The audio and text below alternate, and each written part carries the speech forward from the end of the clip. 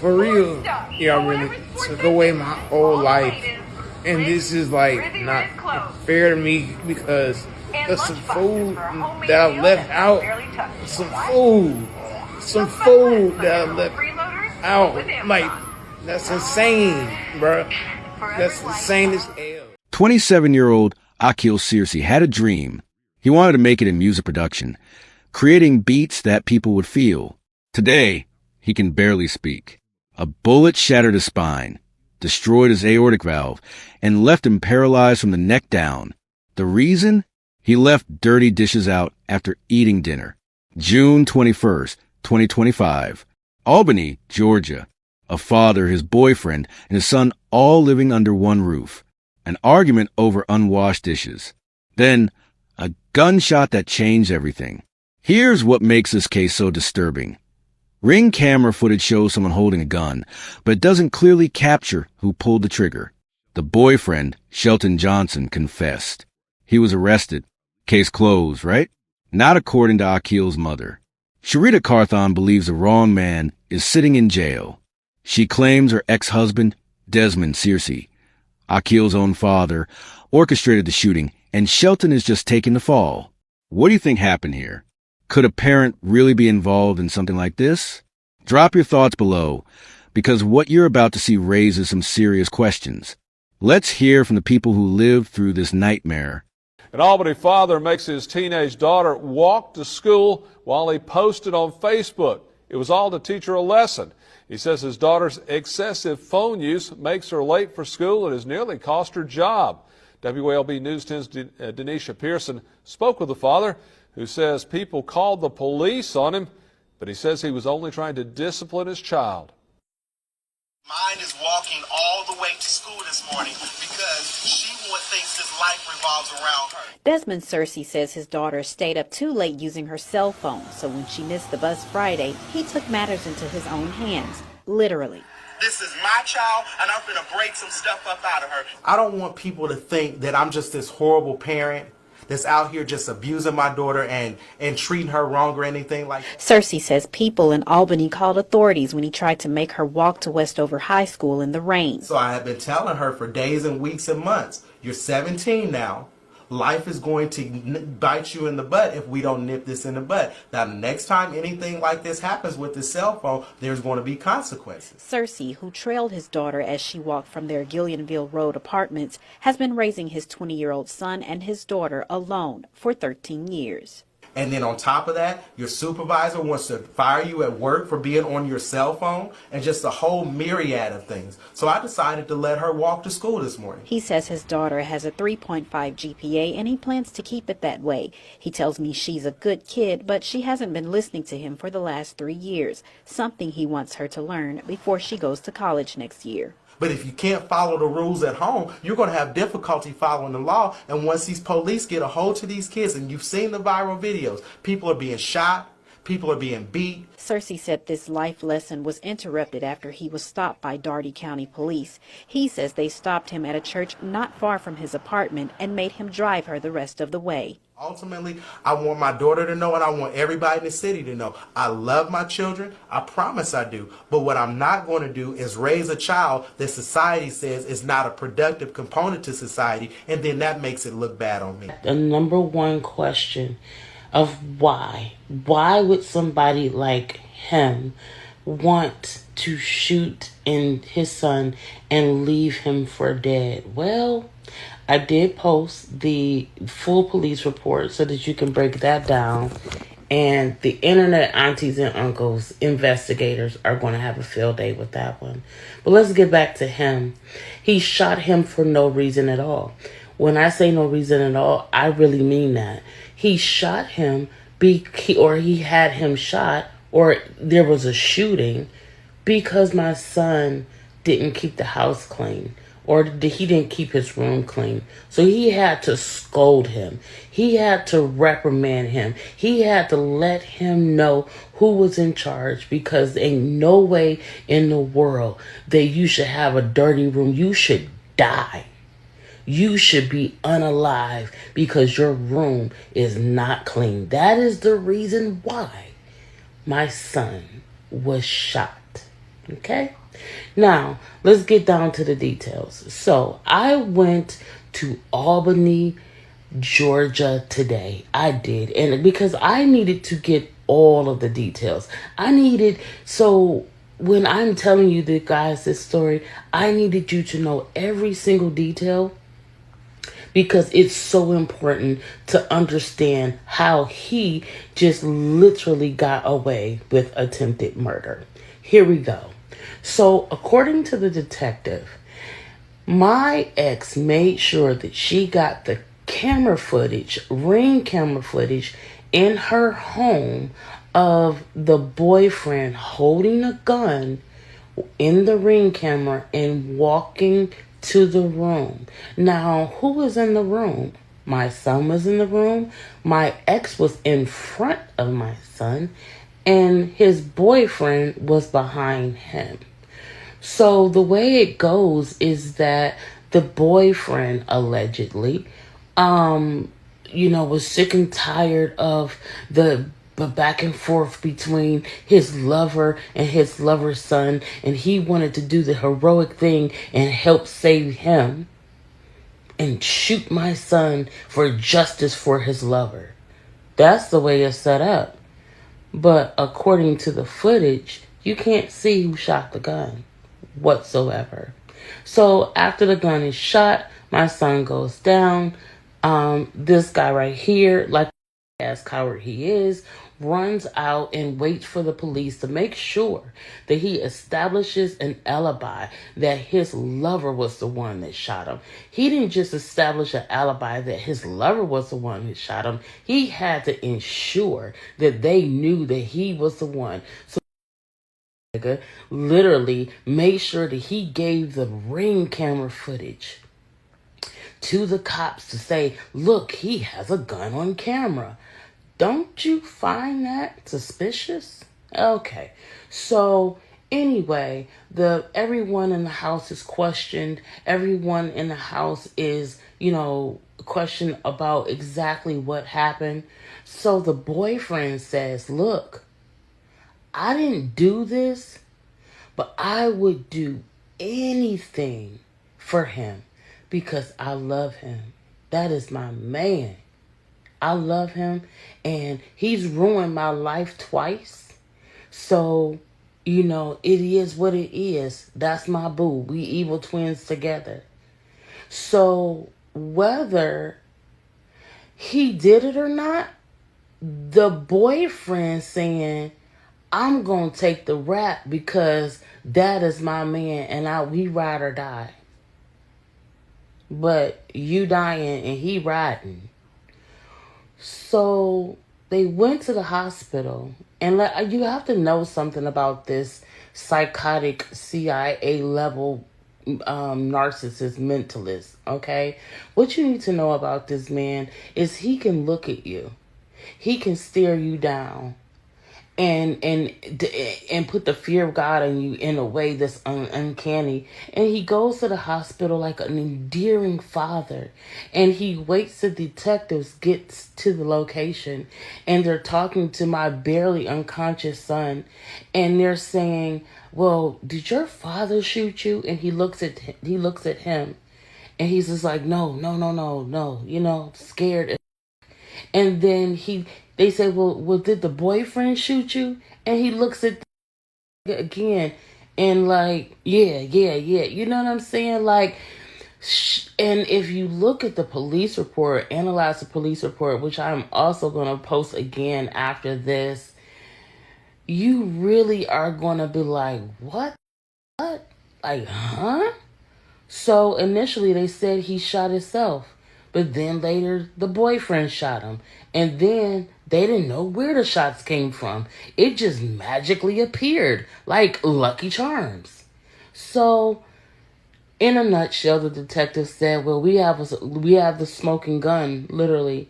And the boyfriend is overly excited to plead guilty in self-defense of defending his lover against his horrible son that was literally ravaging his dad. This man right here prides himself, y'all, on evading police. He prides himself on evading law enforcement and tricking judges and tricking public defenders and stuff like that. And he's like a slippery worm. He is. And he has success. Like, it should be studied. And my last thought is Annalise, Keaton should absolutely have him on the next season of How to Get Away with Murder, because this is about his, sixth time or so, just literally handling the cops and handling police. So if you encounter him, he knows how to untalk or overtalk anybody. It's really fascinating at this point that my own son will never get justice off his father doing the most foul, dirtiest, down low right thing in the world that a father can ever do to a child. But you know what? The blessing is that my son will always be taken care of. And he will never have to worry, ever have to worry about not feeling loved or protected or seen or heard. Because that's what real parents who love their kids. Good morning, guys. Everyone wanted an update on how Akil has been doing. So here is your update. Akil is still in the intensive care unit. He is fighting so hard. He does still have pneumonia and his temperature is still spiking. So right now his temperature is about 101. So we have ice bags on him. And we're trying to get that temperature down so that he can feel a little bit better. And then also he is going in between the chair and the bed now. So we have an opportunity for him to move a little bit more. He does not like the collar that's on his neck, but we can't help it. That collar does allow him the opportunity not to hurt himself. And so he can hear us talking to him. But yeah, that's what's going on with Akil right now. I'm tired. Okay. I'm tired. Okay, baby. Alright. What's up, y'all? This is work here. You know what I'm saying? I know I've been gone for a while, but I'm talking. I feel great, and I just want y'all to know that when you keep God first, everything gonna work out. I'm telling you. Ready? Your first burger. Oh, shoot. You ready? Whoa. Ooh. Ooh. Take your time. Take your time. Take your time. Take your time. Oh. It's worth it. It was worth it. It is. I agree with him on that. It's worth it. It was worth every weird pain, every doctor visit, everything.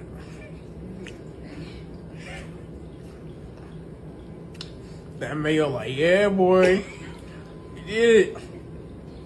A lot more to go, but that was worth it. For real. But that was good.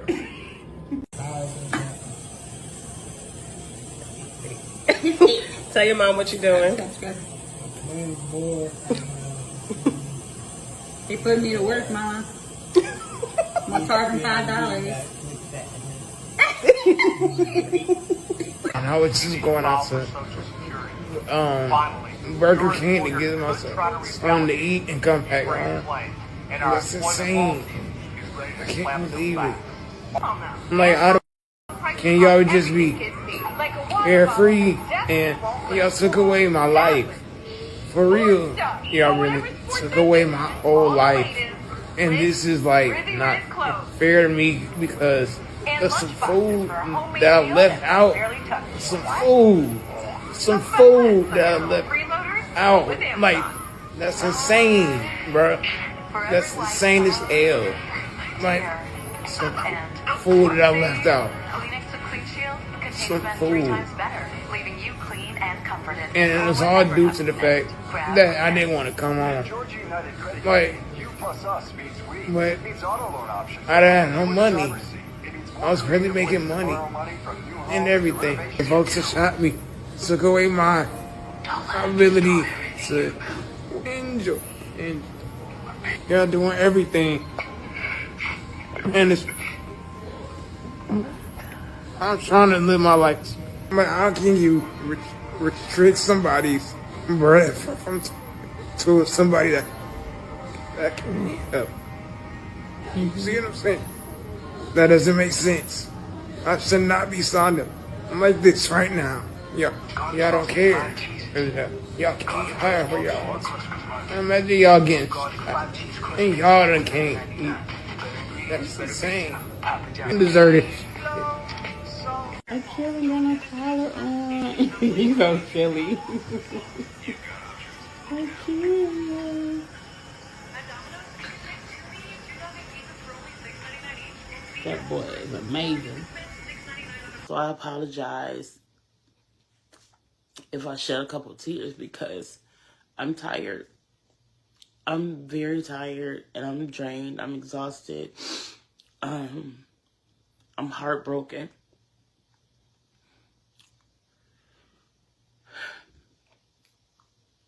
But I just want to say thank you. I want to say thank you from one mom to the next, one sister to the next. I just wanted to say thank you because there's no way that we could have made it this far without you guys.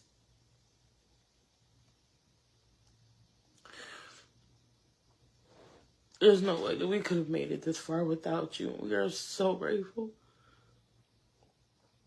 Everybody asks how Akil is doing. Akil just got through his throat, his trach surgery. I'm sorry for crying.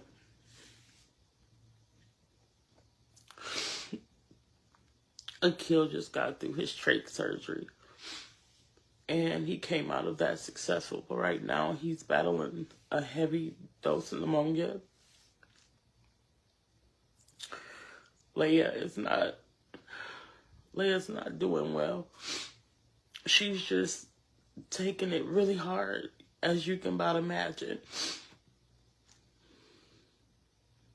And I'm trying to be a strong mom. I'm trying to be a strong mom for my kids.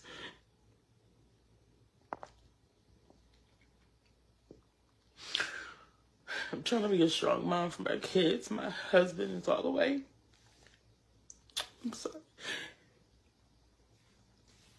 My husband is all the way in Ohio. I had to leave my husband to come down here. And I know that you all have lives. I know that you all have so many things going on. And I just wanted to say thank you.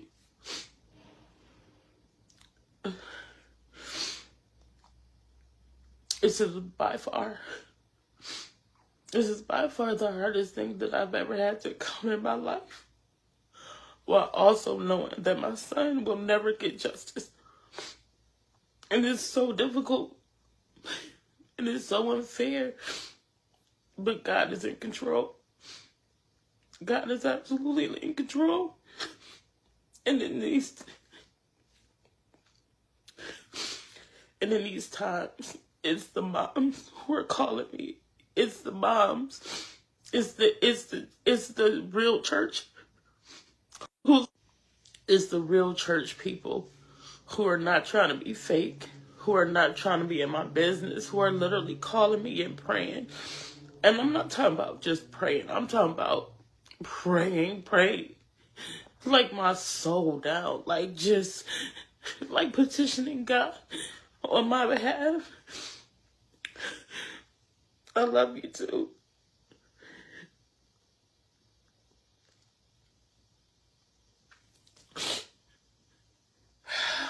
I did not plan to get on this live and cry. It's just a lot. It's a lot. It's a lot. My faith in God is even stronger. And I'm trying. I'm really trying. I'm trying so hard. And as much as I fundraised, thank you, but it's not enough. It's just not enough. And I'm scared. And I'm petrified. It's just not enough.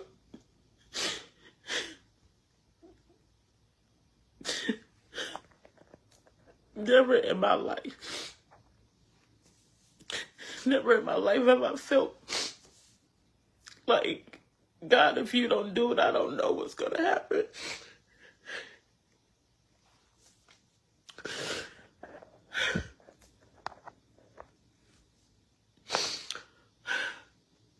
So thank you just for letting me have this very human, very transparent moment.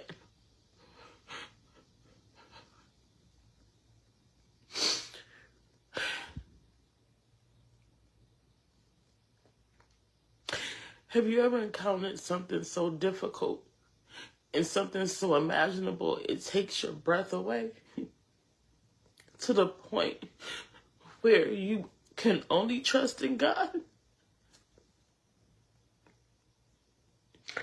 Akil right now has gotten out of surgery. He successfully made it through his surgery. But now he is battling pneumonia really bad. And people tell me, like, don't cry, just be strong. Don't cry, just believe in God.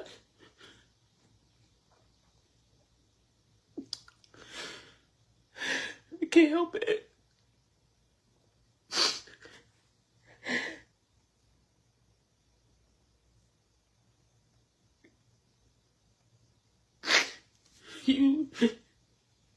You're looking at a mom. You're looking at a mom with a broken heart, watching tubes in my son's throat, and I can't do nothing about it. I'm so heartbroken.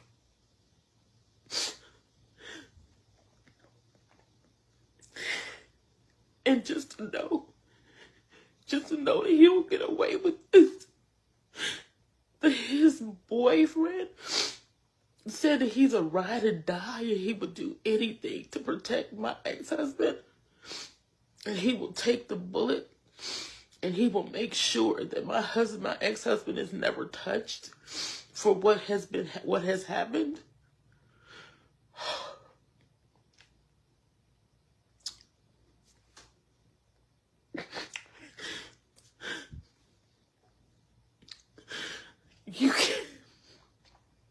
You cannot imagine.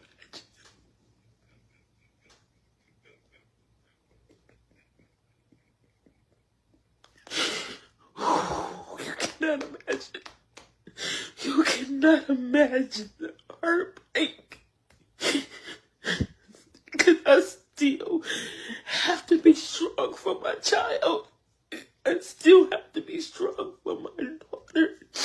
I still have to find a house. I still have to eat. I still have to be on top of my game.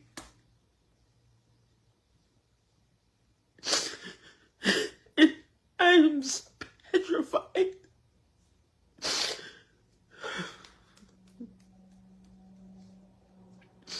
So I just want to say thank you to my clients. To my clients, thank you for holding me down. And I know they have been so patient, like, but this is the hardest thing. This is the hardest thing. This is the hardest thing.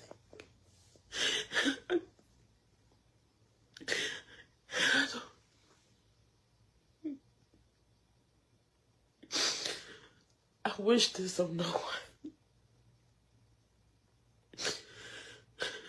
So we raised $5,000. Yes. It's not enough. It's not enough. It's just not enough. And I don't know what to do, and I don't pretend to know what to do. I will never ask again because I hate begging, you know what I'm saying? So I will do the best that I can under these very horrible circumstances.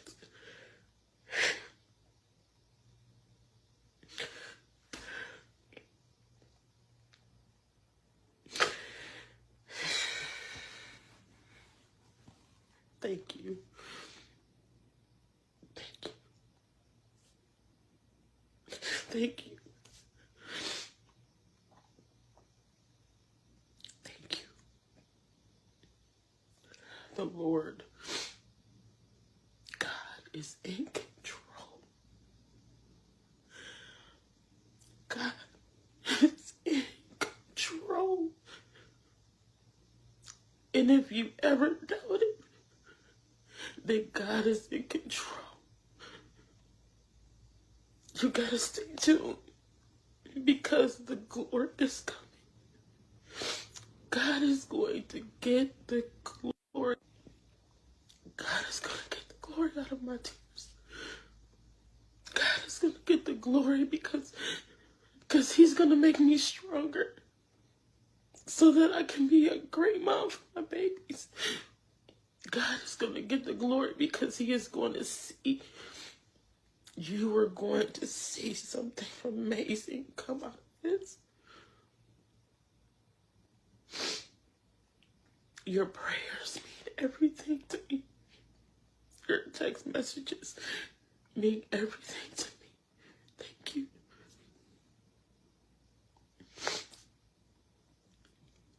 I'm just a girl having a real human moment right now.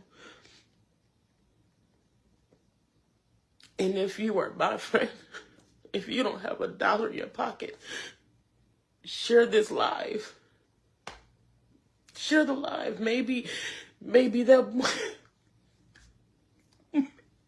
maybe that one act of generosity will reach someone you know who has a solution. Maybe that one share or that one comment will reach someone who says, I know what to do. Maybe that one share can get to somebody that gives me a phone call and says, girl, don't even worry about it no more. God put it on my heart. God put it on my heart to love you, to encourage you, to help you guide you through resources. I believe in God. I'm a God girl. All I have is my faith. All I have is my faith. Because the way it looks on the outset, there is no hope. There is no way. But God is real. And my tears are not in vain. My tears are not in vain. I love you guys. I love you. I love you. Thank you. Thank you for your prayers. Thank you for your prayers. Thank you for your prayers.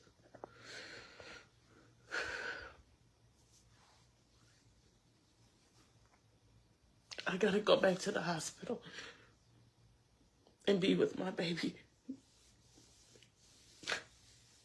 I have to go and make sure that my daughter eats. In the meantime, pray for my heart. I love you too. And I know that everybody is going to want to call me. I know that everybody is going to want to call me right now. And I'm asking, just give me a minute, okay?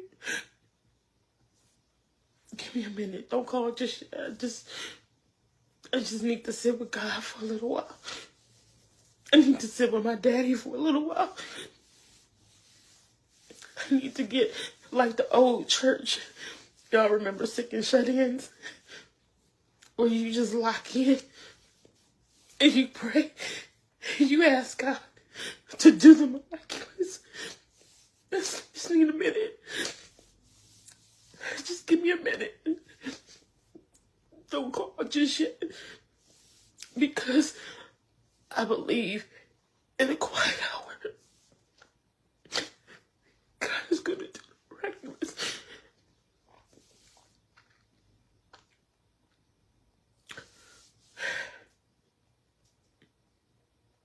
God is going to do what only God can do. I love you guys. I'm gonna go talk to my guy for a little bit. Share this live. And then before you share the live, pray. Pray that it gets to a mom who understands the heart of another mom for her kids. Pray that it gets to someone who really believes that God is real. Before you share it, pray and step back and watch God work. Because it's beyond me. It's beyond me. I love you. And I'm going to go talk to my God.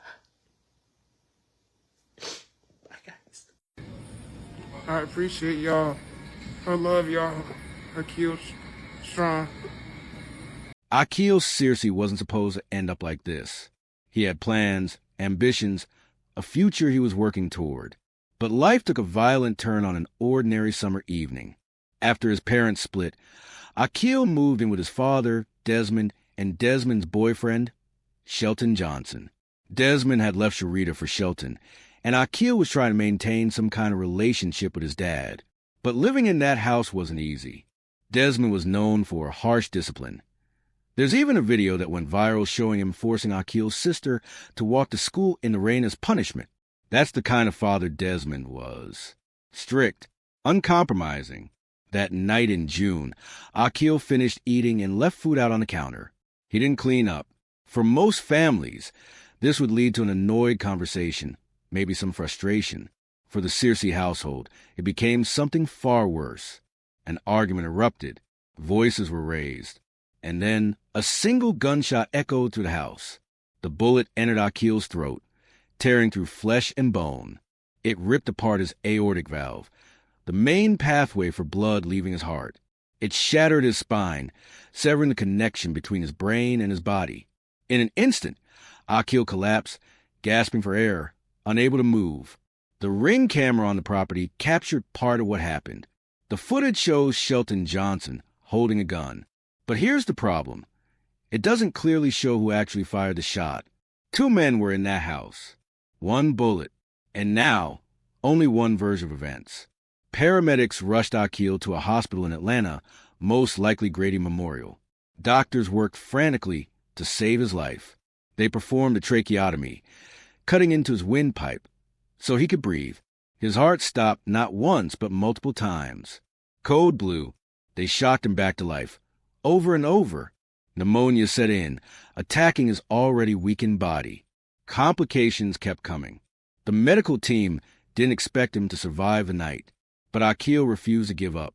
Slowly, against every prediction, he started to recover. He began eating solid food. His mother even shared that he ate a burger, something doctors said wouldn't be possible. It was a small victory in the middle of an overwhelming tragedy. But make no mistake, Akil's life will never be the same. He remains paralyzed from the neck down. He speaks through a voice box now, each word a reminder of what was taken from him.